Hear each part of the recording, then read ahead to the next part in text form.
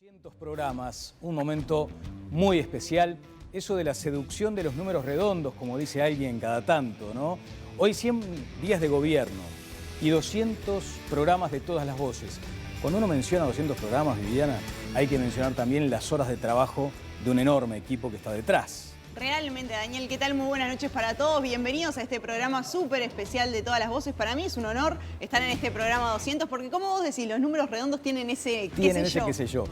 Pero además, casi que como un homenaje a la teleaudiencia, que en definitiva es la que sostiene estos espacios, hoy tenemos un programa especial. Es una retribución modesta que vamos a hacer, una contribución con...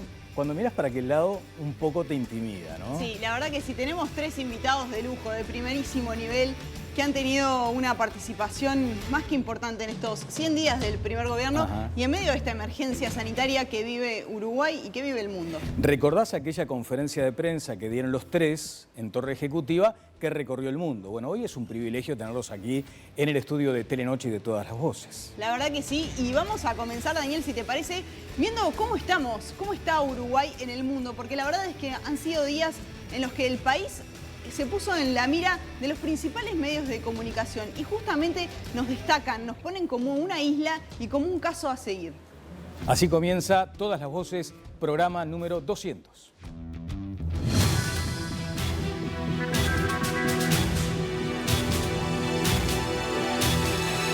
Uruguay rara vez es noticia en el mundo, pero desde hace algunos días, medios de comunicación de distintos continentes pusieron el foco ante los buenos resultados frente a la pandemia. Hablan de singular y exitosa estrategia, aseguran que el país tiene una persistente vocación isleña, detallan las medidas del gobierno, hablan de la responsabilidad social de los uruguayos y nos presentan lisa y llanamente como un caso de éxito. Este fin de semana llegó un reconocimiento que generó cierto orgullo, a juzgar por la cantidad de veces que se compartió en redes sociales. El escritor peruano y ganador del Premio Nobel de Literatura, Mario Vargas Llosa, destacó la manera tan eficiente de Uruguay para enfrentar la pandemia y expresó que a Argentina y Brasil les hubiera ido mejor si hubieran seguido el ejemplo uruguayo. ¿Por qué no se ha publicitado más la manera tan eficiente como Uruguay ha luchado contra el coronavirus?, se preguntó el autor en una columna publicada en La Tercera de Chile. A 3 meses de la declaración de emergencia sanitaria, Uruguay ha tenido días con resultados negativos, pese a realizar centenares de test. Y los casos activos no llegan hoy a los 3 dígitos. Bueno, allí estaba esta presentación. Vamos a hablar seguramente en esta entrega de aquel proceso anunciado de aplanar la curva. Hay una curva que, sin embargo, en nosotros no solo se mantiene, sino que crece, y es la del aprendizaje. Sí. Hoy será una buena oportunidad para seguir aprendiendo como programa, como equipo, y además con estos tres referentes que tenemos aquí. La verdad que sí, vamos a darle las muy buenas noches y la bienvenida a nuestros tres invitados de lujo del día de hoy, Rafael Ray, Henry Cohen y Fernando Paganini. Un gusto tenerlos. Pero yo creo que hoy hay un principio, ¿no? Principio tienen las cosas, como se dice por ahí. Entonces nos gustaba comenzar esta entrevista preguntándoles si recuerdan ese momento en el que fueron convocados. ¿Y qué estaba haciendo cada uno de ustedes cuando el gobierno los llama para este cuando desafío? Sonó el celular. Sí, cuando te llama ahí, ¿no? No sé quién arranca. Bueno, empezamos. Entonces, bueno, en primer lugar, felicitaciones por los 200 programas a todo el equipo. Es un momento muy especial, sin duda, para ustedes y sin duda también es una linda ocasión para Fernando, Henry y yo expresar algunas ideas. En realidad el proceso empezó el 3 de abril. Eso fue el viernes, previo al inicio de la Semana de Turismo. Se nos convocó a una reunión con actores del Gobierno Nacional, a un grupo de científicos, y ahí me propusieron la posibilidad de coordinar un asesoramiento científico al Gobierno Nacional. En ese momento el planteo era muy general, yo pedí algún tiempo, y el domingo hice una propuesta un poco más estructurada, donde a su vez planteaba 6 requisitos que creía que se tenían que cumplir para poder llevar adelante la tarea.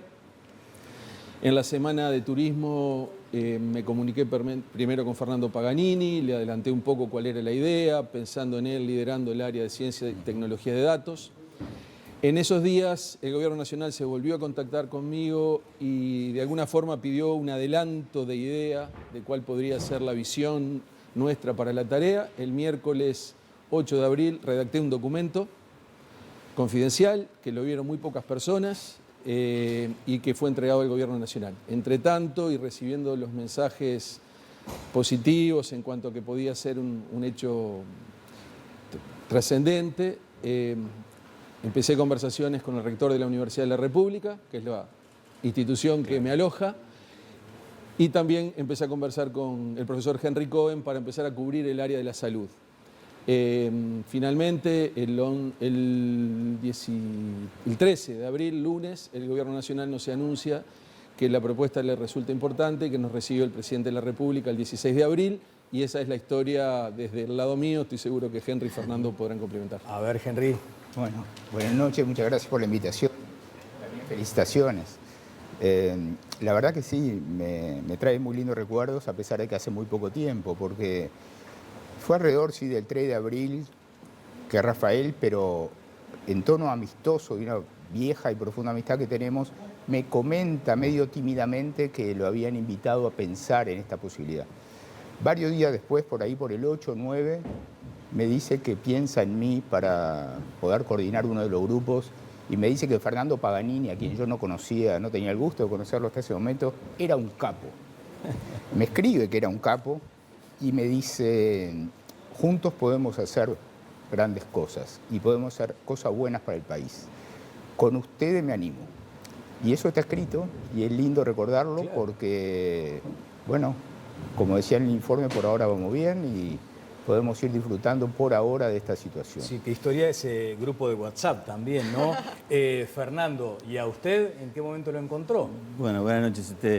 Sí, es media parecida y simétrica la historia mía a la de Henry, en el sentido, yo conozco a Rafael hace muchos años del Sistema Nacional de Investigadores, tenemos una larga amistad.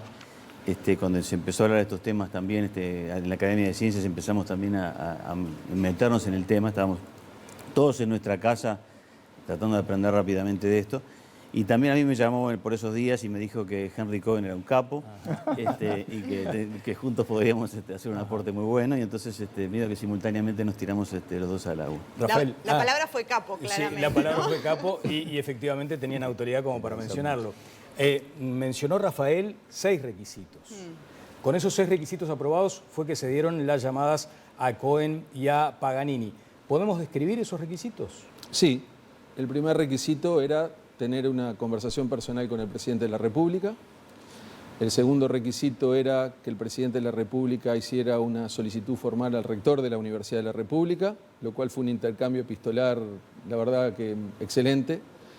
La tercera condición era tener la total libertad para el armado de los equipos técnicos, totalmente libre de cualquier tipo de influencia que fuera la calidad científica y la camaradería, algo que en este proceso donde tenemos muy poco tiempo no tenemos lugar para disruptivos ni disrupciones. El cuarto elemento era tener acceso a la información que poseía el Estado en forma rápida y ágil. El quinto requisito era generar una secretaría técnica, lo cual se hizo con la coordinadora actual de la Secretaría Nacional de Ciencia y Tecnología, la magíster Silvana Rabía, que nos está dando un apoyo fenomenal. Y la sexta, y no menos importante, que yo mantendría con total independencia mis actividades científico-académicas y mi privacidad. Así que esos eran los 6 requisitos que se han cumplido todos hasta el momento. Bueno, planteemos cómo se fue gestando este equipo asesor del gobierno. Ahora, ¿cómo está funcionando en la práctica? Cohen, arrancamos por usted. Bueno, el grupo que tengo el honor de coordinar, que es el de salud, el de las condiciones sanitarias, se conformó rápidamente con Rafael como coordinador general y yo como coordinador del grupo. Inmediatamente establecimos como pauta, y probablemente estaba en ese documento confidencial que tú decías hace un rato, que íbamos a organizar grupos de expertos que colaboraran con nosotros. Indudablemente nadie es experto en esta pandemia. Recordemos que el 31 de diciembre todos nos fuimos a dormir deseándonos muy feliz año, y ese día se supo que el mundo iba a cambiar por mucho tiempo, y quién sabe por cuánto tiempo, y cambiar radicalmente. Entonces, una enfermedad nueva que ahora tenemos 5 meses y medio, nadie puede ser un experto en esto. Necesitábamos buscar transversalmente en la medicina y en otras áreas fuera de la medicina gente que pudiera colaborar, que pudiera ir armando ideas, planes de trabajo que terminaran en recomendaciones, que era lo que nosotros teníamos que hacer al Gobierno Nacional para que finalmente el Gobierno Nacional pudiera tomar las decisiones. Por ahí empezó la cosa, tenemos un grupo de 35 expertos de primerísimo nivel que ha trabajado realmente a conciencia, sin escatimar esfuerzos y con gran espíritu de unión. Ajá. Cuando estuvimos trabajando con el equipo en esta entrevista, advertíamos, o en principio lo que se nota es que la estrategia uruguaya nunca incluyó el miedo, ni en la comunicación ni en la forma de hacerlo. ¿Fue deliberado eso? ¿Se actuó a sabiendas de que era importante no infundir miedo, sino simplemente ir manejando las cuestiones con cautela? Respóndelo. Voy a responder yo, Daniel, claro, esa pregunta. A ver, nosotros no somos responsables de que la estrategia no incluyera el miedo, vamos a decirlo, porque nosotros vinimos con el camino empezado, pero sin embargo estamos de acuerdo en que no incluyera el miedo. El miedo, la preocupación, la ansiedad y el miedo son reacciones normales y muchas veces buenas para el ser humano, porque nos inquieta y nos permite defendernos de situaciones que nos pueden agredir o atacar. El problema es cuando es excesivo y nos paraliza. Como decíamos antes, enfermedad nueva, sin tratamientos adecuados, sin vacuna conocida, en una situación en la cual todos los miedos básicos del ser humano se movilizan. Claro. El miedo a lo desconocido, a la enfermedad, a la muerte. Pero ¿qué teníamos que hacer en ese momento? Teníamos que ver qué es lo que íbamos aprendiendo, poderlo comunicar con transparencia, explicándole a la gente que lo que sabíamos era que tenía que cuidarse, dando mensajes muy claros. Primero fue el quédate en casa. La gente respondió y quizá mucho de lo que nos está pasando de bueno está basado en eso. Ahora es el distanciamiento físico sostenido. Y así tenemos que seguir avanzando con mensajes muy claros y como dijo Radi desde el principio, basados en la evidencia. Ahora, Radi, usted que fue quien armó este grupo, quien los convocó, ¿cómo es el vínculo con el gobierno? ¿Cuáles son los límites? Porque ustedes son un equipo asesor, pero la última palabra la tiene el gobierno, que es quien marca la política pública. ¿Cómo es ese vínculo? Exacto. Ese vínculo fue claramente definido desde el comienzo y en la muy amable conversación y extensa, por cierto, que tuvimos el 16 de abril con el presidente de la República, ambos acordamos que quedaban claramente delimitados los dos territorios. Entonces, la situación ha sido de plena comodidad desde el comienzo y con los actores del gobierno con los que interaccionamos en forma muy frecuente y muy particularmente con el economista Isaac Alfi, que es el que articula desde nuestro grupo hacia Presidencia. La relación ha sido muy franca, muy directa, cotidiana y donde los ámbitos de acción están perfectamente definidos. Para que esto funcione y perdure en el tiempo tiene que haber un mutuo respeto de ambos ámbitos y cada uno protege el territorio que le corresponde. Un gran amigo, ex juez de FIFA, me dijo, de lo mejor que hicieron ustedes es que marcaron bien la cancha. Claro. Ese fue Ernesto Filippi, al que le mando un saludo. Así que estoy de acuerdo que la cancha se marcó bien, los límites de nuestro accionar y el resto. Por lo tanto, digo que ha sido muy bueno y en la cotidiana nos sentimos muy cómodos. Es difícil eso, ¿no? De lograr y de sobrellevar, sobre todo en momentos de crisis. Bueno, a veces hay algún chisporroteo, pero en términos generales nosotros estamos muy convencidos, primero, de que somos académicos, que nuestro interés es por el país y con la ciencia y que no nos mueve ningún otro tipo de motivación. Y con esa seguridad y esa tranquilidad que caminamos y caminamos con nuestras verdades y han sido respetadas. Bien. Fernando, bueno, hoy se concreta un segundo día consecutivo sin nuevos casos, menos de 100 casos activos.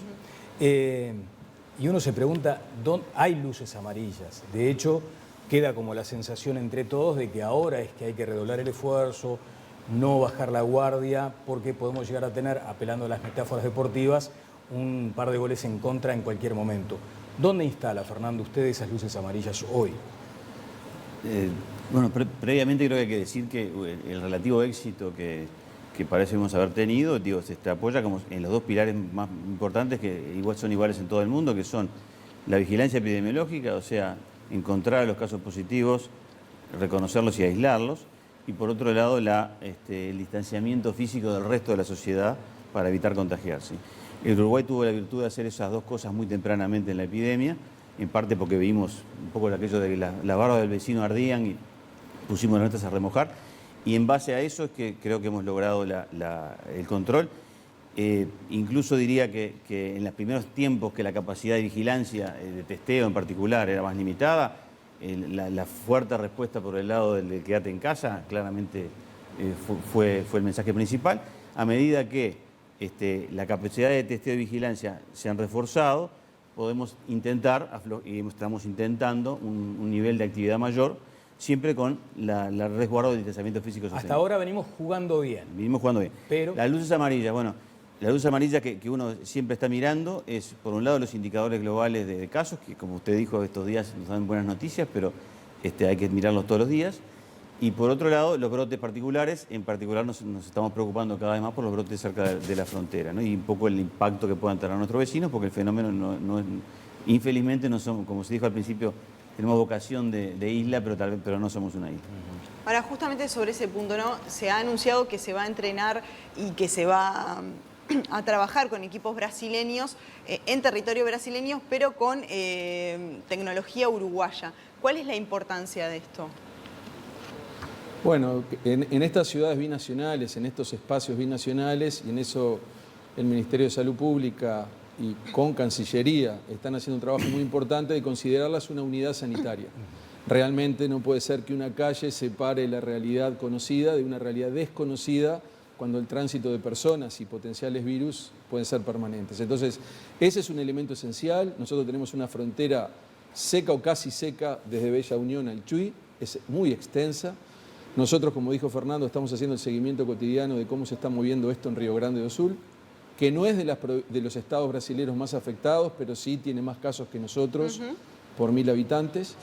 Y entonces se hace esencial que el dato epidemiológico, el seguimiento de casos, las cadenas de transmisión, el aislamiento y los test moleculares que hacemos en Uruguay y que en Brasil hay una mezcla de test de diagnóstico molecular con test serológicos que no dan el mismo tipo de información y eso debilita la calidad de información. Entonces, si nosotros logramos tener esa unidad sanitaria con los estándares de calidad que Uruguay puede ofrecer, vamos a estar mucho más sellados para impedir la penetración de virus desde el lado brasileño. ¿Y a cuánto se está de eso? Porque también allí es necesaria la apertura de la autoridad sanitaria brasileña. O sea, debe existir también allí una sintonía. En algún momento se pensó que lo que pretendía Uruguay era casi que con un ánimo de colaborar. Y lo que se pretendía era colaborar, pero a su vez también cuidarnos y protegernos. ¿Cómo se ha dado esa coordinación? Bueno, justamente usted preguntaba cómo son los ámbitos científicos y políticos, eso del ámbito político. Nosotros no podemos trabajar en cómo se arreglan las situaciones entre países.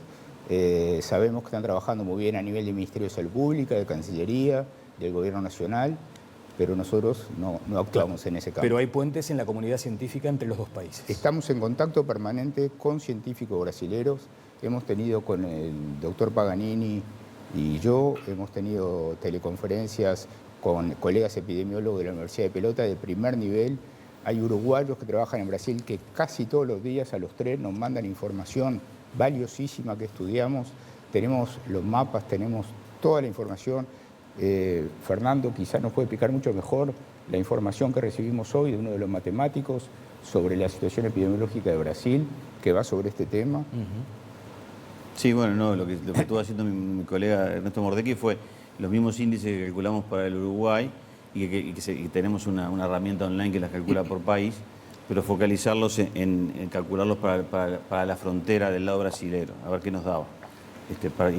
Para ver el nivel de control o no. ¿Y queda allí, Fernando? No, está dando por ahora un nivel, el factor de reproducción cercano a 1, así que no un nivel muy complicado. Simplemente que es una primera vez que miramos de ese lado, con los datos de esa página, que como dice Rafael, el nivel de testeo de aquel lado no es tan fuerte como el nuestro, así que uno se basa en los datos que uno puede obtener de esa vía, ¿no? Desde el 13 de marzo hay algunos términos que forman parte de una nueva jerga, podríamos decir, ¿no? Protocolo creo que está, no lo mueve nadie del lugar número 1.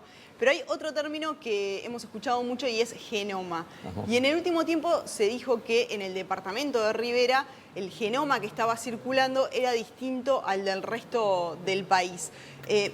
¿Cómo es ese virus y cómo son los virus detectados en Uruguay? ¿Por qué se lo puede diferenciar?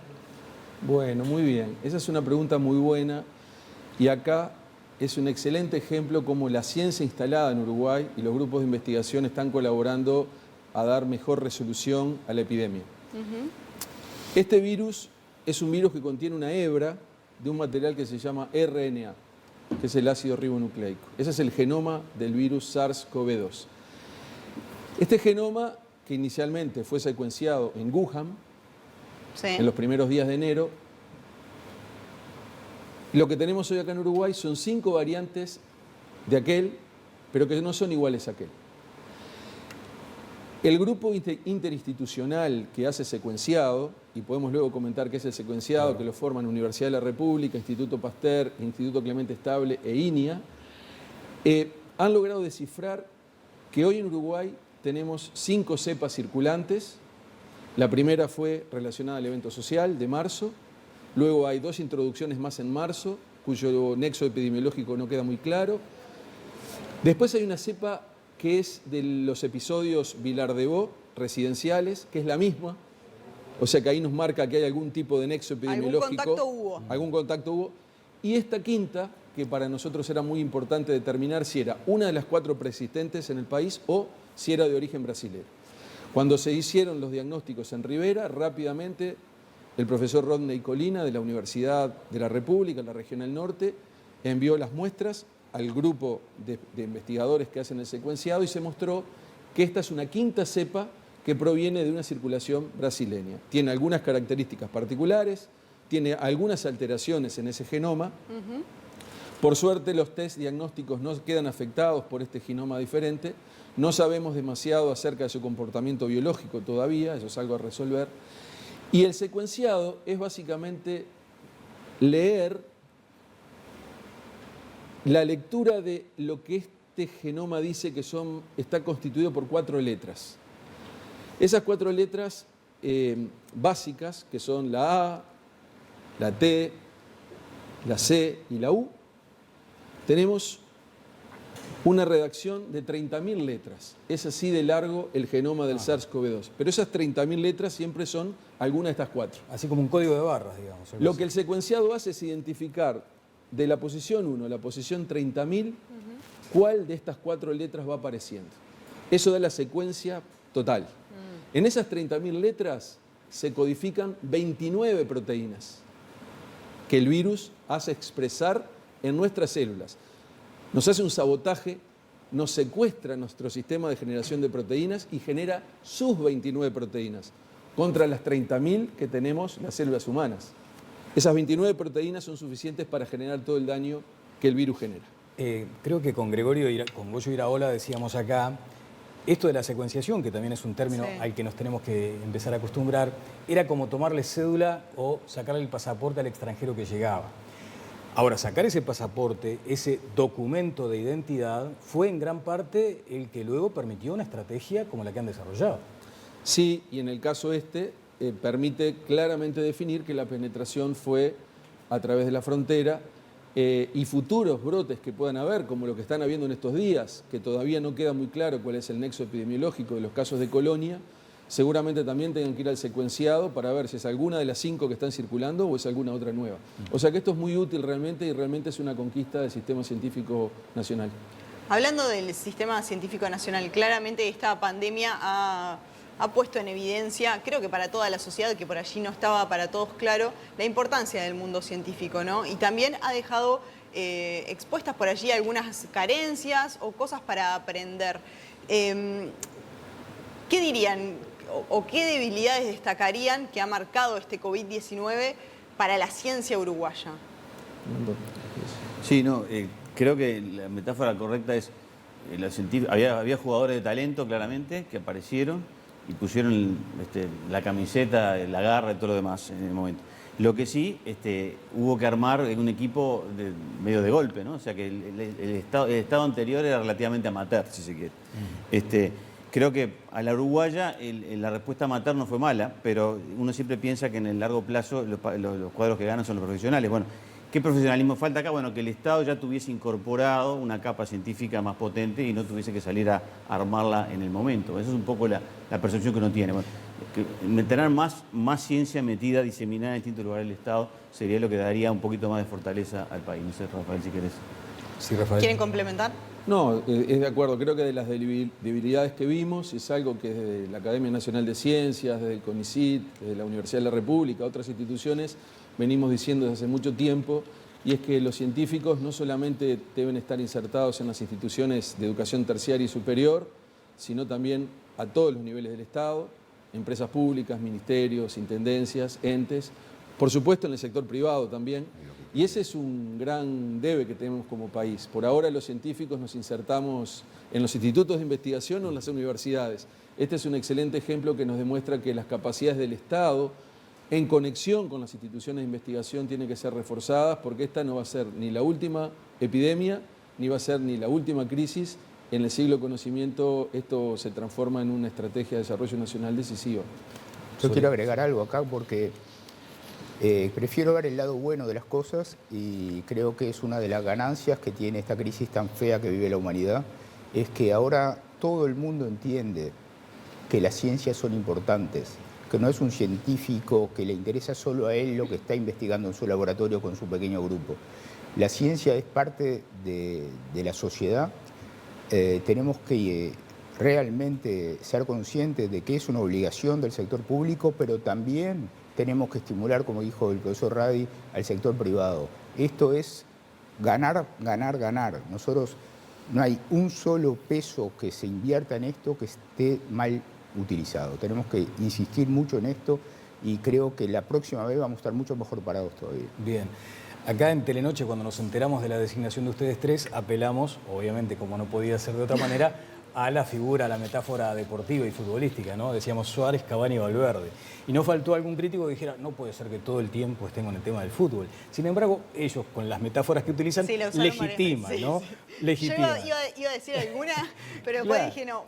Y ahora entraron en ese terreno. Y es lo que la gente comprende. Entonces allí está el punto, porque además Ernesto Filippi, que dijo eso de marcar la cancha, me parece muy bueno. Y ahora estamos como en una fase de marcar la cancha, ¿no? Está lo que fue la apertura de las escuelas rurales en su momento, el regreso paulatino a algunas actividades como el de la construcción, ahora lo que está sucediendo en otros niveles de la educación.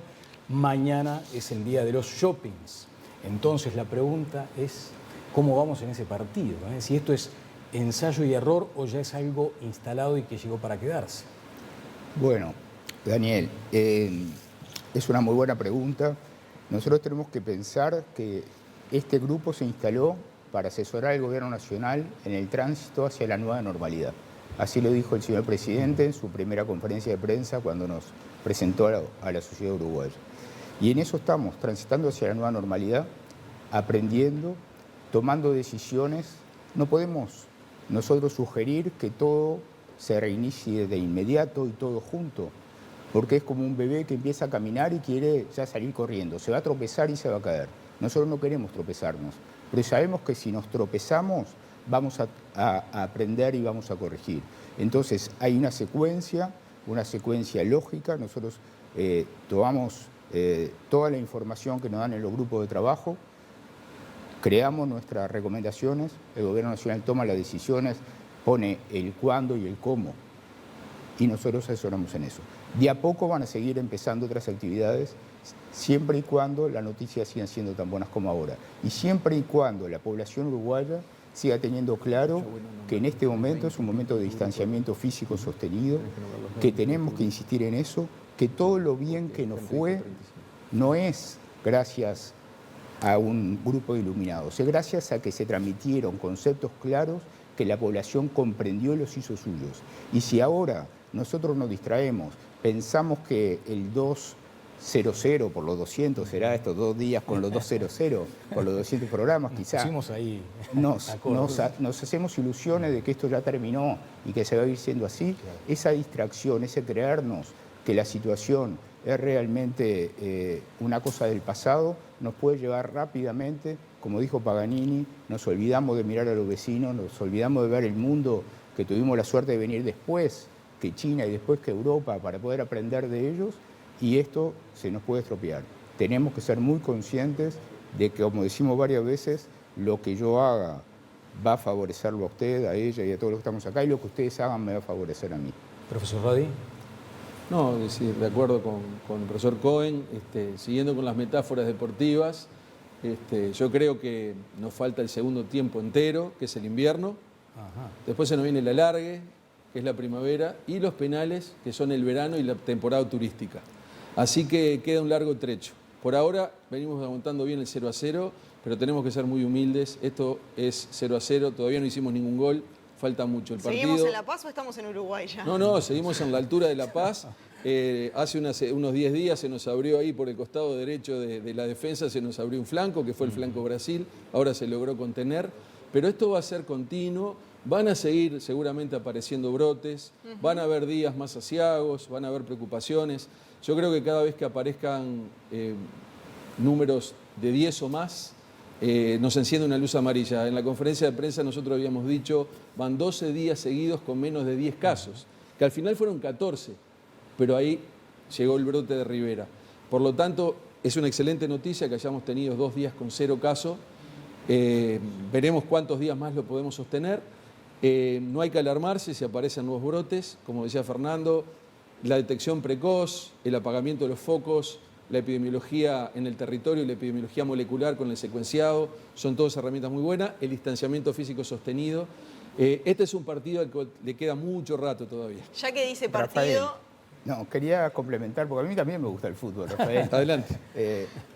Seguimos 0-0 en La Paz. Sí. Estuvimos un rato que parecía que nos podrían apedrear el rancho, un tiro libre cerca del área, decía Rafael, días pasados. ¿Qué es eso, Brasil? Sí. Frontera. Ahora estamos tocando en el medio campo tranquilos, pero si nos envalentonamos, nos engolosinamos y salimos todos a atacar y dejamos al golero solo atrás, nos hacen 2 o 3 goles de contraataque. Y eso los uruguayos no podemos hacerlo. Así que recordémoslo, por favor, y gracias por la metáfora del fútbol. No, yo quería agregar una metáfora no futbolística. Que A ver, matizamos, he usado otras matizamos. veces, que es el tema de la canilla de la ducha. Claro. Que yo decía al principio de la epidemia, uno cuando no sabe con qué se está lidiando, respecto al tema del ensayo y error que usted preguntaba, creo que no hay que temerle al ensayo y error, es lo que estamos haciendo. Si empezamos con la canilla fría para no quemarnos, y a medida que medimos bien la temperatura con testeo correcto, vemos que sí está fría, efectivamente, que no se prendió fuego nada, bueno, empezamos a levantarla de a poquito. Por ahora ya le hemos dado un par de golpecitos y seguimos ahí. Pero bueno, es como dicen todos, hay que mantenerse de a poquito para no quemarse. Bien, ha quedado en evidencia que el deporte es muy importante para los uruguayos y particularmente el fútbol. ¿Cuándo podría volver el fútbol? Bueno, va a volver, como están volviendo de a poco todas las actividades. ¿Cuándo? No lo vamos a decir nosotros. Nosotros hemos dado pautas generales. En este caso concreto, vamos a decir, nosotros no estudiamos ningún protocolo sobre el fútbol, ni establecimos ninguna fecha de reinicio del fútbol. No nos ha llegado esa tarea, esta responsabilidad. Si hubiera llegado, lo hubiéramos estudiado con mucho gusto, igual que estudiamos otro tipo de protocolos, pero la realidad es esa y la tenemos que decir. No sé, Rafael y Fernando. Pero vio que se empezaron a hisopar algunos jugadores, ¿no? El fin de semana. Por ejemplo. Sí, esa es una Y además hay una iniciativa fecha, ¿no? De parte de- esa es una iniciativa que sin duda va a colaborar para que el reintegro de la actividad deportiva se haga con seguridad, porque acá son grupos de personas, entonces hay que asegurarse que no hay contagios. Sin duda, independientemente de la fecha cual sea, pensar en un escenario de días más largos, de más actividad al aire libre, finalizando el invierno, comenzando la primavera, son escenarios que desde el punto de vista de los contagios bajan mucho la frecuencia. Entonces, como siempre hemos dicho, en el caso del SARS-CoV-2, la experiencia mundial demuestra que más del 99% de los contagios ocurren en lugares cerrados. Es poco el contagio que se da en los lugares abiertos y bien ventilados. No obstante lo cual, en el caso de los deportistas de alta competencia, los testeos periódicos son muy razonables y bueno, que esto sea un increscendo para que cuando llegue todo el mundo con seguridad y se pueda desarrollar sin tener que dar marchas atrás. Ahora, me parece que también está bueno este tema del fútbol para mencionar lo que ustedes decían al comienzo. Hay como dos dimensiones, ¿no? Por un lado está, si se quiere, la recomendación científica y por el otro la decisión política, porque de hecho hoy se ha manifestado una fecha concreta del 15 de agosto para la reanudación de la actividad, por lo menos en el fútbol. Y allí habrá que ver después los protocolos para celebrar un gol. Claro. De todos modos, ¿saben qué es lo que más Hay extraña? varias cosas que cambian. Sí, y lo que más extraña a la gente es el tema de los abrazos. Y mirá la pregunta que les voy a hacer a los científicos. ¿Cuándo vuelven los abrazos? Bueno, ahí yo creo que el tema de la exposición, del tiempo de exposición es muy importante. Esto lo hemos discutido inclusive con nuestros colegas pediatras e infectólogos en relación al abrazo del nieto al abuelo. Claro. ¿Cuándo es que los nietos vuelven a abrazar a los abuelos? ¿Cuándo es que los abuelos vuelven a abrazar a sus nietos? Entonces, un niño, esto es lo que nuestros expertos colaboradores nos dicen y lo que nosotros también refrendamos, un niño asintomático que tenga un breve contacto físico con un abuelo no es un escenario de contagio. El contagio no se va a dar en forma instantánea y por lo tanto sí un abuelo puede abrazar a su nieto y un nieto puede abrazar a su abuelo. Por supuesto que si el niño tiene cualquier síntoma respiratorio, que no lo vaya a ver. Luego de ese primer contacto y ese abrazo, que haya separación, si tienen un patio, la vereda, el fondo, un lugar bien ventilado, tanto mejor. Que los tiempos de exposición no sean necesariamente muy largos. Y esas son las medidas con las que tenemos que ir afinando y restableciendo un cierto nivel de normalidad en un proceso que terminará con la nueva normalidad. Y lo mismo aplica a cualquier otro tipo de abrazo, ¿no verdad? Entonces, no hay que pensar en que la infección es instantánea. La infección es una función de la carga viral y el tiempo de exposición, es una multiplicación. Las infecciones normalmente se dan cuando hay cargas virales y tiempos de exposición largos en lugares cerrados. Eso ayuda, o digamos, eso potencia la infectividad. Contactos físicos estrechos, pero de muy corto tiempo, seguidos de una separación y buena ventilación, son escenarios, y más en el Uruguay de hoy, de escasísimo riesgo. Estoy A mí me pensando en el Día de parece la muy Madre, por bien, ejemplo, del domingo. me parece muy bien esto que dice Rafael para que podamos avanzar en la comunicación con la población. Este tipo de ideas hay que empezar a avanzarlas, así como en su momento el profesor Radi de inicio nos hizo pensar a todos y lo transmitió incluso al señor presidente de la República el primer día, la idea de que quizá los niños no eran un protagonista tan bravo, tan difícil en la cadena de contagio.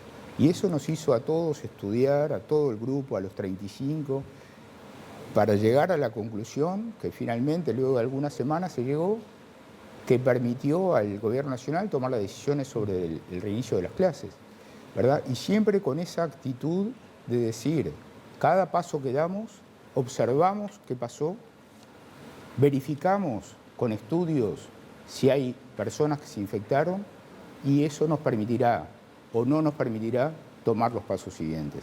Así que este tipo de actitudes, que son las actitudes de cómo piensa un científico, que lo acaba de mostrar con toda claridad Rafael, es la que nos permite ir avanzando siempre en ese grupo, formando un buen grupo donde la discusión es lo clave. Claro. Con lo que decía hoy Radi sobre las etapas, ¿no? De que ahora viene el invierno, después la primavera e incluso marcó hasta el verano. ¿Podemos esperar entonces que esto continúe y poder volver a tener una nueva ola de COVID-19 incluso hasta fin de año o el año que viene? Bueno, este es un tema que seguramente Fernando lo va a abordar con mucho mayor detalle. Sí, no, quería antes, Henry ha mencionado sus 35 expertos, yo tengo mis 20 y quería no olvidarme de mencionarlos. Los instalamos un poquito después que ellos, pero también. Respecto a la pregunta anterior tenía un comentario nomás, que sí, respecto del tema de los, por ejemplo, testeo para jugadores de fútbol, testeo para distintos sectores. Un mensaje que me comunica mi grupo es cuidado que estos test tienen su ventana de tiempo, ¿no? Entonces, no es que yo te haga un test, te da negativo y de acá en adelante estás libre de virus para jugar toda la temporada, ¿no? O sea, tendríamos que pensar que lo que hay que tener es un sistema de monitoreo sostenido en el tiempo. Esa es una recomendación que me ha llegado de la gente que trabaja conmigo. Volviendo al tema de la pregunta de la segunda ola, bueno, yo tendría que decir que en realidad todavía no pasó la primera ola porque nosotros estamos en una región y la región ahora es el epicentro de la epidemia. Entonces, nosotros nos hemos defendido de esa ola, estamos ahí con un paredón frente a esa ola, pero hasta que no afloje en la región, creo que no podemos empezar a hablar de segunda ola en esta situación. O sea que todavía estamos en la primera ola. Estamos en la primera, estamos en un lugar privilegiado de la primera ola. Y tampoco se puede prever si puede llegar a haber una segunda. Y en Europa, por ejemplo, que sí está pasando la primera ola claramente, Sí. por la caída en todos los países básicamente del número de casos, ellos anticipan, bueno, que probablemente en el invierno que viene tengan otra, así que, y otra vez, dependerá del nivel de distanciamiento que logren mantener, ¿no? Ajá. Y sobre esto que les consultaba Viviana y que además me parece que toda la gente considera, ¿no? Primero, los tapabocas parece que son, o las mascarillas parece que son parte ahora de nuestras prendas y que llegaron para quedarse, por lo menos es esa percepción que tenemos. La otra tiene que ver con esa inquietud, para no llamarlo miedo, de que esto también no se termine como epidemia o como pandemia y que tengamos que convivir de aquí para adelante con esta situación. Bueno, ese es un aspecto que sí, no lo conocemos, no lo sabemos. Creo que faltan varios meses para realmente tener claro el camino, es decir, un poco más claro el final de la historia, ¿no, verdad? O sea, si tiene final. Claro, si esta pandemia una de tiene las final. preguntas que esta semana, de hecho mañana, le vamos a trasladar a al área salud, los 35 del área salud, No saben todavía. que no lo saben todavía. Se están enterando ahora. Es cómo visualizamos ese tránsito hacia una situación donde podamos tener más estabilidad, digamos, o entender mejor. Pero todavía falta tiempo para entender si estos valores tan bajos los vamos a poder sostener en el tiempo. Si fuera así, y esto quedara como una especie de circulación endémica, eventualmente en los próximos meses van a haber nuevas adaptaciones y seguramente esto que decíamos, ¿no? Del abrazo, pero tenemos que ir monitorizando y por eso es muy difícil adelantarse. Esto está en día a día. Yo creo que no estamos ni cerca en el punto final en cuanto a lo que es nuestro relacionamiento social. Ahora estamos en una situación muy estricta, que es lo que nos permite el éxito. Hay que dejar pasar el tiempo, hay que superar el invierno y a partir de la primavera tendremos que reevaluar. Pero esto, por ejemplo, profesor Radi, deja algunas enseñanzas, seguramente muchos aprendizajes y tienen que ver con eso. Queda la percepción también de que la mascarilla llegó para quedarse, que dentro de un invierno vamos a volver a usarla. Hay que empezar a convivir con este tipo de instrumentos preventivos, mejorar el lavado de manos, ya incorporar aquello del distanciamiento físico sostenido. Bueno, esto es así. Como usted sabe, Daniel, que me ha entrevistado varias veces, yo estudié en Japón y hace muchísimos años, 36, 37 años, mi primera ida a Japón. Y ya la primera vez me sorprendió que en los metros, en los subterráneos, andaban con la mascarita. Y no veo ningún motivo para que los uruguayos no podamos adaptarnos a eso si es necesario. Pero la verdad que es un costo muy menor. Es un costo muy menor para protegerme yo y para proteger a los demás. Así que si es eso, bienvenido. Pero también hay que ser un poco optimista. Ya sabemos mucho más de tratamiento que hace 5 meses. Ya hay hoy por lo menos 7 vacunas, hay 100 propuestas de vacunas, algunas son solo papelitos, pero hay 7 que están en experimentación y hay algunas que ya van avanzando a fases de investigación bastante, bueno, que ya están por llegar a investigar en el ser humano, ¿verdad? Entonces, no sabemos cuándo van a venir las vacunas, pero en algún momento esperamos que puedan estar disponibles para todos los seres humanos que la precisan, que ese es otro problema. Y bueno, el mensaje es ese, el mensaje que le tenemos que dar a la gente es que normalmente le decimos a un amigo o a alguien, no bajen los brazos cuando está frente a un problema. Fíjense ustedes la suerte que tenemos los uruguayos. Nos decimos, no bajen los brazos cuando las cosas van bien, para seguir estando bien o estando aún mejor. Esta es la sexta pandemia que enfrenta el mundo.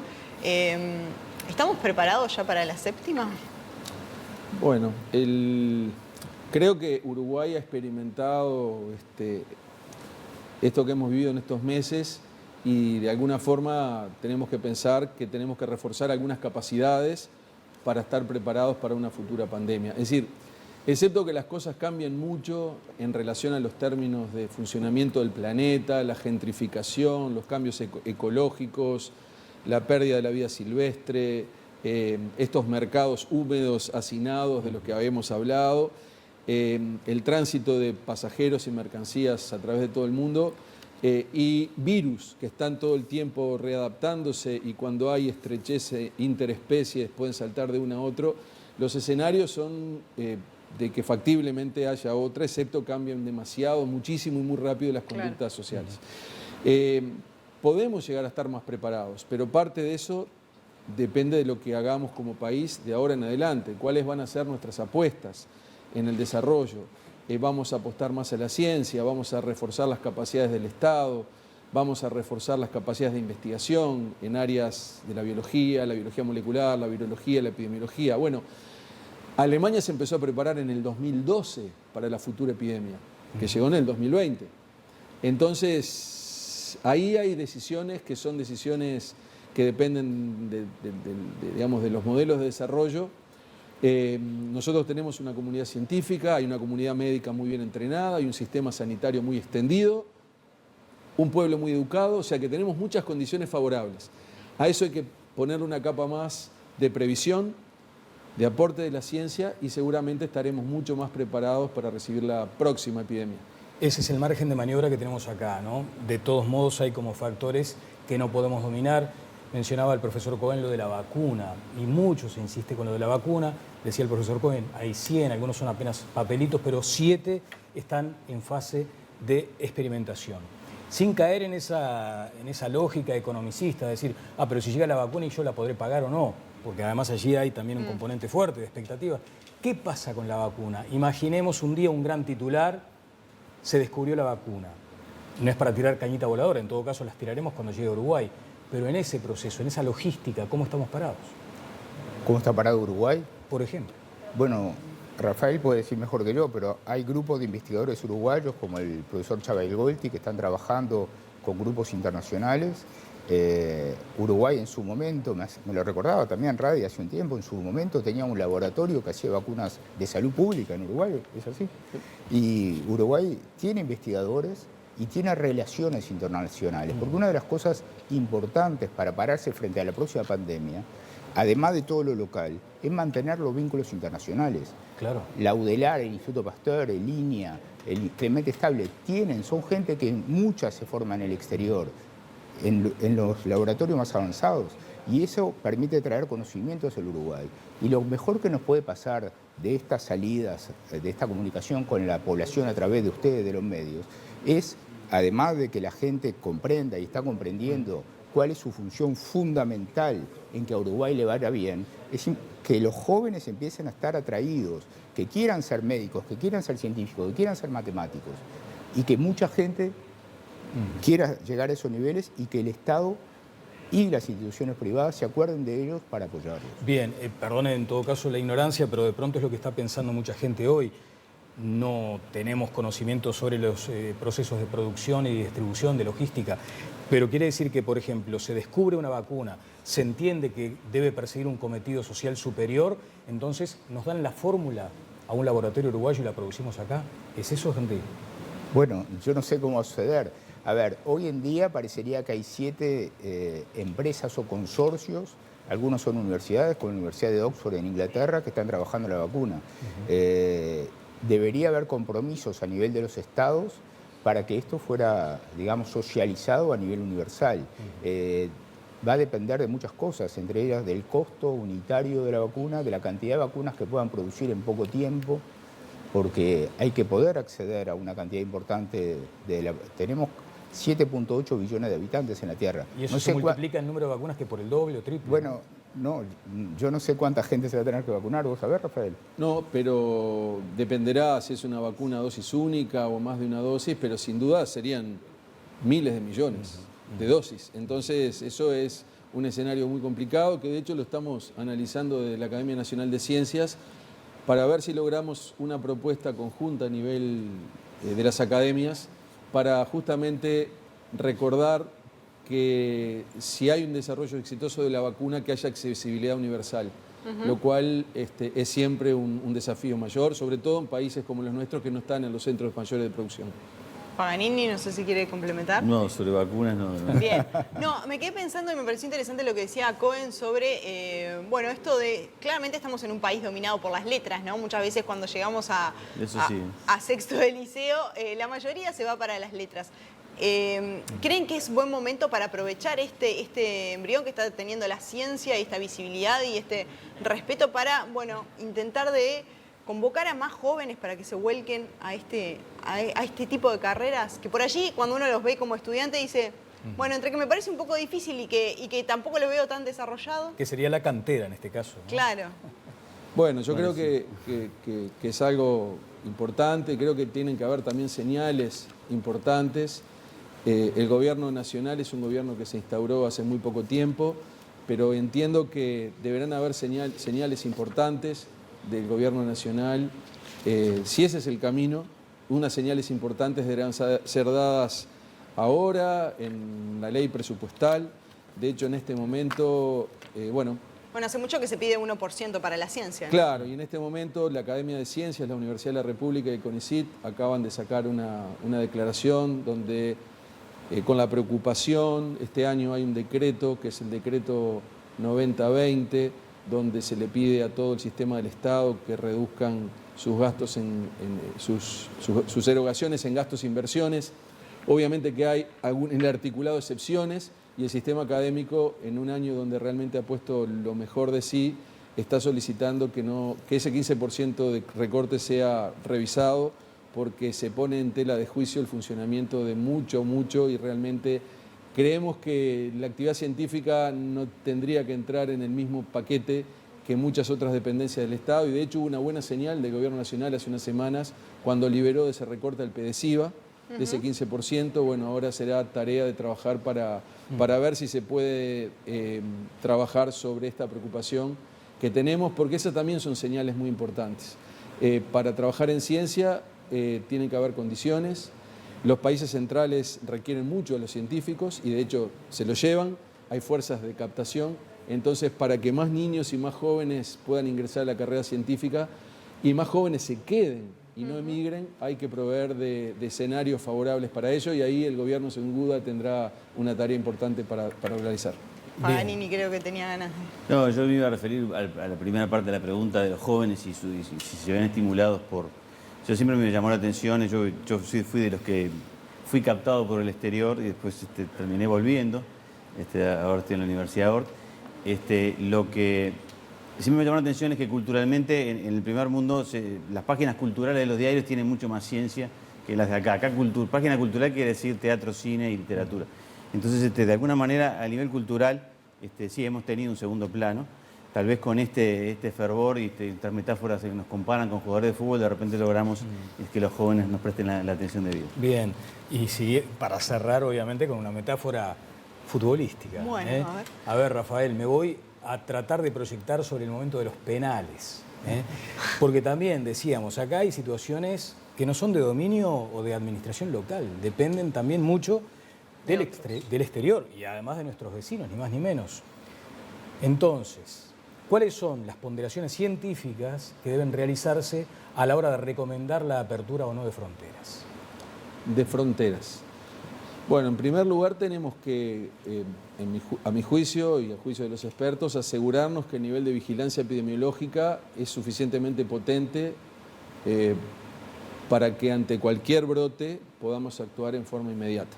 Eso se ha podido lograr hasta ahora, el Ministerio lo ha hecho excelentemente bien, pero es también cierto que no han sido todavía muchos a un punto que pueda desbordar las capacidades. O sea que tenemos que ser muy rápidos con las capacidades que hay actualmente. Todas las puertitas están bien seguras y resguardadas, digamos, o sea, sí, todas las entradas. Creo que al comienzo focalizamos mucho en la zona metropolitana, porque los virus entraron básicamente por el aeropuerto. Claro.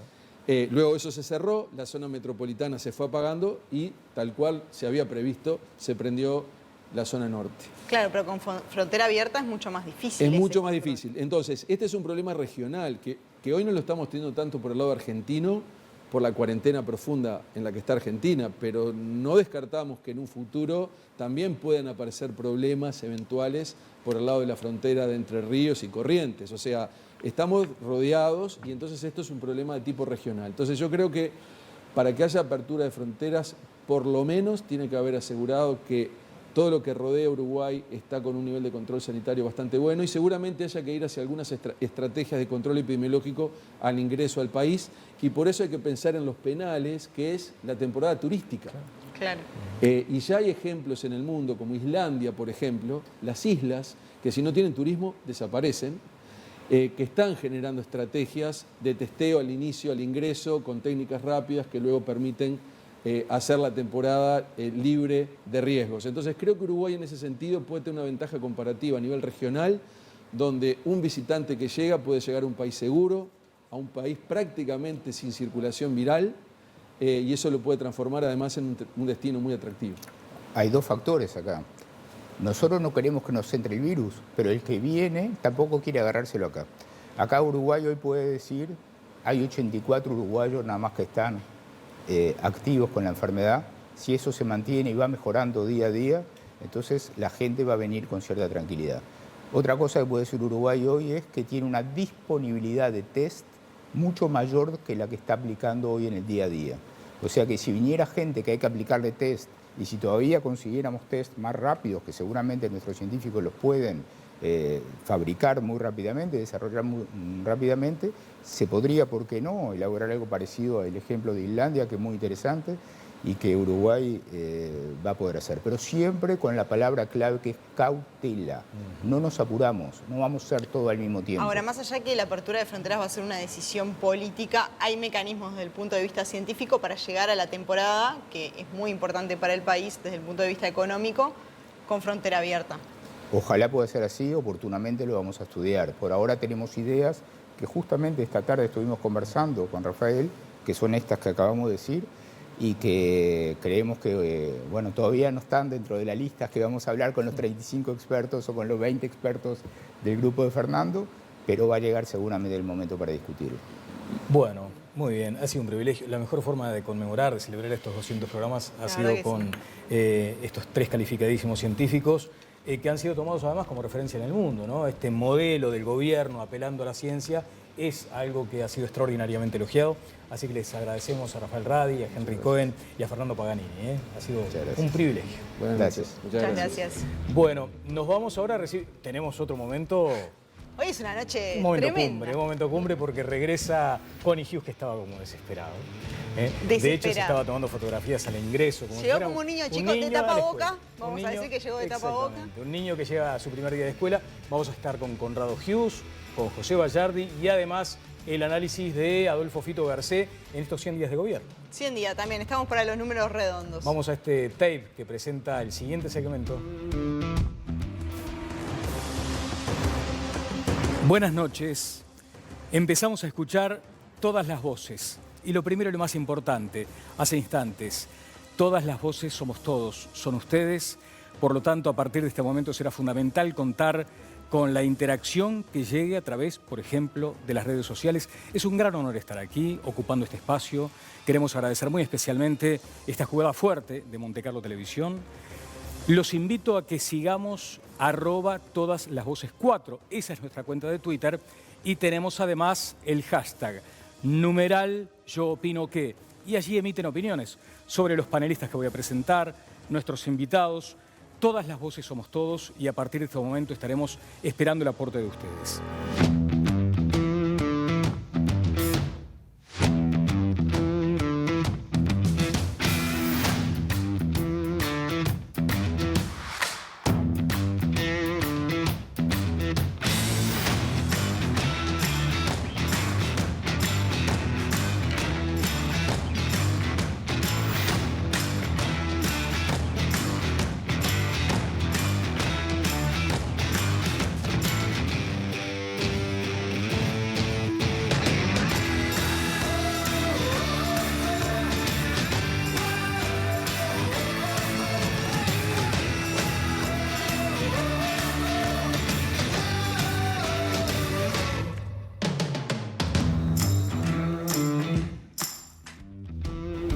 Todo esto pasó.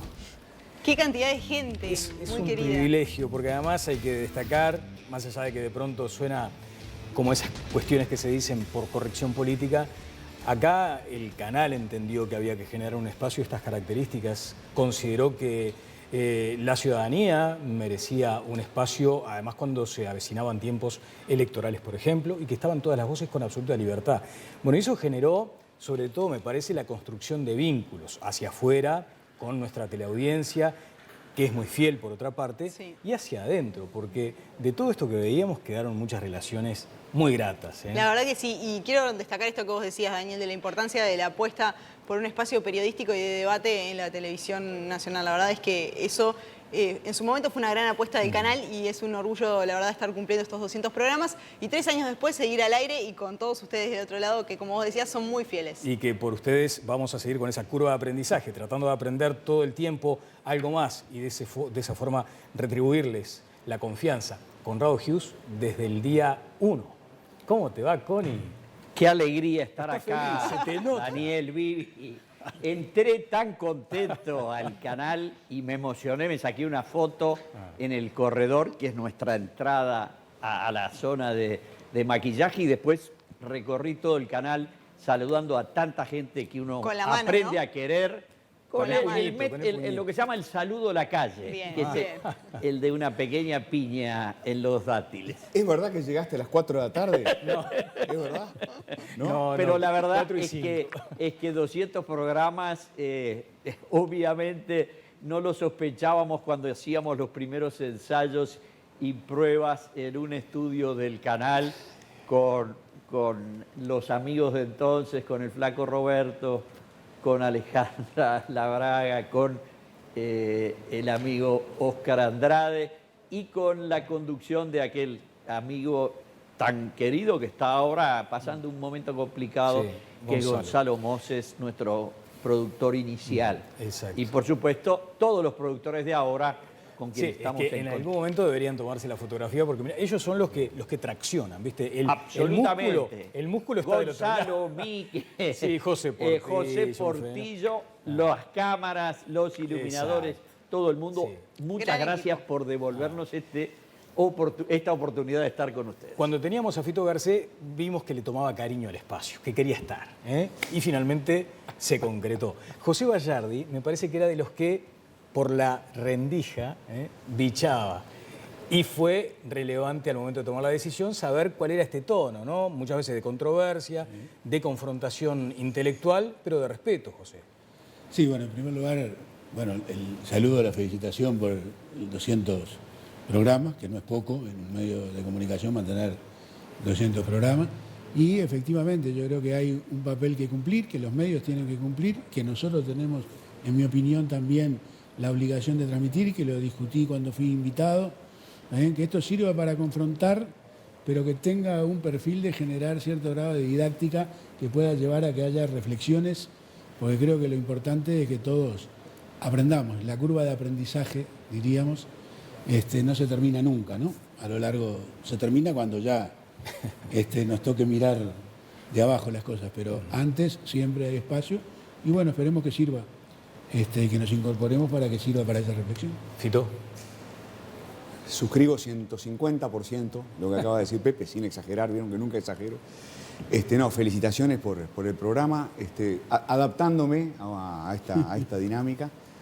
Vieron que el mundo del análisis es un mundo que en principio es un poco distinto, ¿no? Nos gusta tener más tiempo, poder pensar más lo que vamos a decir. Y esto a veces la dinámica te lleva para un lado, te lleva claro. para el otro. Pero suscribo completamente que lo que deberíamos intentar hacer desde los medios, nosotros, los periodistas, todos los que tenemos la responsabilidad de tener un micrófono, es contribuir a mejorar un poco más todavía esta, que es la mejor democracia de América Latina. No hay buenas democracias sin buenas instituciones, pero no hay buenas democracias sin buenos ciudadanos, sin ciudadanos reflexivos, críticos, que sean capaces de distinguir unas ideas y unas propuestas de las otras, pero que sean capaces de escuchar al otro, ¿no? Y a veces dejarse seducir por el punto de vista del otro. Ciudadanos de cabeza abierta para tener una democracia como la gente. Bien, tenemos que hacer una pausa, luego de ella volveremos, pero ya a los bifes, ¿no? ¿Viste el eslogan ese de la bebida? Cortá con tanta dulzura. Vamos a ir Nos queda poco. a temas y nos queda poco, pero a cuenta Vamos del próximo, vamos a seguir las instrucciones del ruso Pérez. Ah, bueno, también, tenés razón. Vamos a la pausa.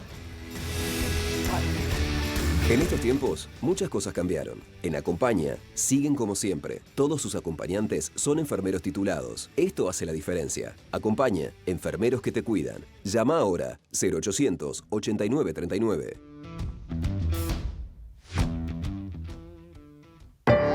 Viví el puesto. Viví Uruguay. Gastronomía, estilo y tradición en uno de los lugares más lindos de Carrasco. El Puesto, la parrilla tradicional de Montevideo.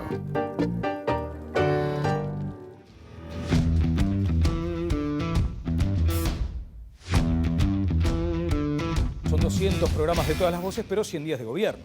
100 días de gobierno que 87 estuvieron abarcados por la emergencia sanitaria, porque en el día 13, asumido el 1 de marzo, el día 13 se declaró la emergencia sanitaria, pero han pasado varias cosas, ¿no? Más allá del COVID-19, el ingreso de la ley de urgente consideración al Parlamento, alguna cortada de cabeza también que ya hizo el presidente Luis Lacalle Pou, así que hay para hablar. Queda pendiente esto, luego de la pausa seguimos.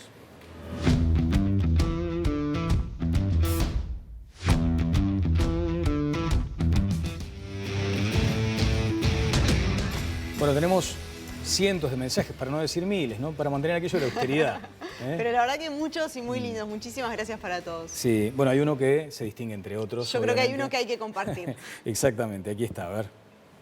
Al equipo de todas las voces, en especial a Daniel Castro, mandarles un abrazo grande, felicitaciones por los 200 programas, como tantos otros que han ayudado a crecer el diálogo, la democracia, a fomentar el debate, el intercambio de opiniones, que a veces nos hace tanta falta para entendernos, para comprendernos como sociedad integrada. Así que un abrazo grande por muchos programas más.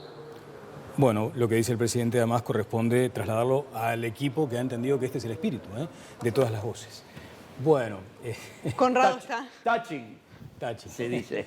Exactamente. Bueno, lo cierto es que vamos a dejar seguramente para el próximo programa entrar más en profundidad, en detalle, de lo que ha sido estos primeros 100 días. Pero me gustaría por lo menos algunos comentarios, José. Bueno, yo creo que yo no hago balance en los 100 días, ¿está bien? Ya lo he dicho que no voy a hacer balances en corto periodo de tiempo, lo he analizado, porque además tiene una característica que son 100 días con una particularidad que en el día 13 se instaló una epidemia desde el punto de vista sanitario que tuvo algunas virtudes que yo voy a rescatar. En primer lugar, que hubo un cierre importante en torno al tema de la crisis sanitaria, que hubo una decisión muy importante, que fue la tomada formalmente el 16 de abril, de la cual hoy se estuvo hablando acá, que fue la consolidación del Grupo Coordinador Técnico-Científico. Así que ahí tenemos una limitante que generó una condicionante bien grande y que creo que amerita a darnos tiempo para hacer balance de desempeño.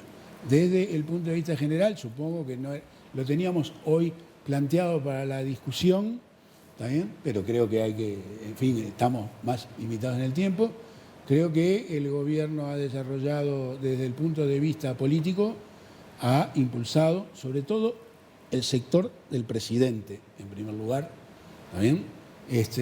Un proyecto de transformaciones que ya nos dará para discutirlo, que yo no considero que es, en fin, muchas de ellas negativas, que están expresadas en la ley de urgente consideración, y creo que conjuntamente con lo que estaba planteado por parte del Comité Técnico Científico, ¿está bien?, hace falta, y voy a seguir, así como en algún momento dije que había que ir a los test epidemiológicos, que había que ir esto, cosa que compartía porque era lo que se venía discutiendo. Creo que hay que seguir volcando recursos para atender a aquellos sectores que no tienen la capacidad de generar ingresos por sí, porque la salida desde el punto de vista económico va a depender de evitar que haya una crisis económica y social que nos repercuta de todo punto de vista. Adolfo Garcés. Bueno, el gobierno en estos 100 días creo que notoriamente se fortaleció. ¿Te acordás que lo dijimos el lunes pasado con Rafael Porcecanqui? Nacho Sanaba lo acaba de decir también en El Observador. Creo que hay cierto consenso que el gobierno se fortaleció, los números de la opinión pública, los datos de opinión pública creo que soportan esta conclusión, que se fortaleció por su muy bueno o excelente, califíquenlo como quieren, gestión de la pandemia. Forma parte de esa excelente gestión de la pandemia lo que vimos hoy, esta clase espectacular que tuvimos hoy, ¿no? La constitución del grupo científico fue una excelente decisión, que dicho sea de paso, abre una esperanza a lo que debería pasar en el país, abre una puerta a lo que debería pasar en el país en los próximos años, que ya viene pasando, pero que debe pasar con mucho más dinamismo y con mucho más energía, que es una apuesta mayor a la investigación, a la ciencia, a la tecnología y a la interacción del mundo de la ciencia, de la producción de conocimiento, con el mundo de la empresa, con el mundo del Estado, con el mundo de la política. Totalmente. ¿Conrado? Han pasado 100 días de los 1826 que tiene para gobernar el doctor Lacalle y su equipo. Lo ha hecho con muy buenas calificaciones, es apenas el 5,5% del tiempo de gobierno, pero los ciudadanos, en lo personal, pero además el conjunto de la sociedad lo está manifestando de manera muy clara a través de lo que son los sondeos de opinión pública, está entendiendo que la conducción es seria, es responsable, tiene marcha atrás, pero en los temas que no se discute y se avanza.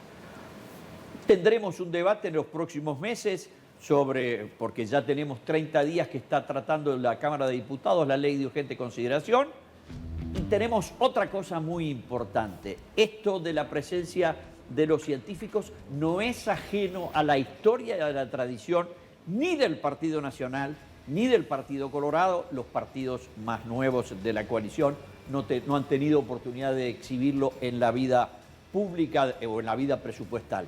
Pero en el gobierno del doctor Sanguinetti, en el año 86, se constituyó el programa de las ciencias básicas a raíz del impulso extraordinario de un gran médico del que quiero recordar, el doctor Roberto Caldeiro Barcia, y ahí empezó el PEDESIVA. Cuando llegamos nosotros recortando duramente, porque teníamos 6% de déficit y nos íbamos a 8%, yo me reuní en mi escritorio con el doctor Caldeiro Barcia y me dijo: Connie, porque me conocía de niño, necesitamos no trancar esto porque hay algún centenar de jóvenes científicos estudiando las ciencias básicas. Y le dije: don Bobby, olvídese, esto se hace. Y lo mismo me pasó con quien fue después decano de la Facultad de Ciencias y a quien quiero también recordar, porque tampoco está más entre nosotros, que es el matemático Mario Shevor, que vino a traerme el proyecto de Facultad de Ciencias y yo lo acompañé en conseguir la inclusión en el presupuesto de la partida que permitió, con fondos del Banco Interamericano de Desarrollo, construir sobre un esqueleto que había desde hacía 15 años, el llamado hogar estudiantil de allí de Malvin Norte, la Facultad de Ciencias, donde ahora al lado está el Instituto Pasteur y estamos todos los uruguayos orgullosos de esas obras. Muchas gracias. Si estuviera Moses, decía, te había sacado ya, con Ruedit. Bueno, muchas gracias a José Vallardi, a Fito Garcés y a Conrado Hughes. Los esperamos el próximo lunes aquí, ¿no? No tienen excusas, tienen que venir. Ya está, con tapaboca, pero acá. Exactamente. Bueno, ya está aquí esta edición especial del programa número 200 de Todas las Voces. Un gustazo, la verdad. Igualmente muchísimas para gracias. todos ustedes el agradecimiento y nos vamos a seguir encontrando aquí. Que pasen bien.